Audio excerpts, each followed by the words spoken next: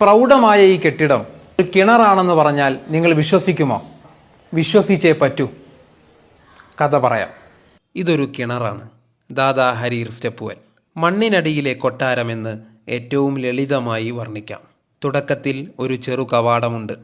പിന്നെ നിരവധി പടികൾ. മണ്ണിനടിയിൽ 5 നിലകളിലായാണ് കിണർ ക്രമീകരിച്ചിരിക്കുന്നത്. അകത്തെല്ലാം മനോഹരമായ കൊത്തുപണികളോടെയുള്ള ചുവരുകൾ, നിരവധി തൂണുകൾ, ഇരിപ്പിടങ്ങൾ. കിണറിൻ്റെ അങ്ങേയറ്റം ഏറ്റവും താഴ്ഭാഗത്തു നിന്നാണ് വെള്ളം ഉറവയെടുക്കുന്നത്.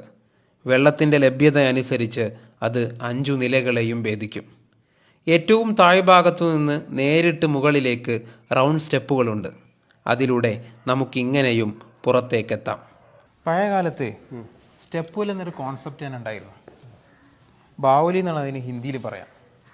ഒരു കിണർ പോലും വളരെ വ്യത്യസ്തമായി നിർമ്മിക്കാൻ കഴിയുമെന്ന് നമ്മളെ പഠിപ്പിക്കുകയാണ് അവർ ചെയ്തിട്ടുള്ളത്.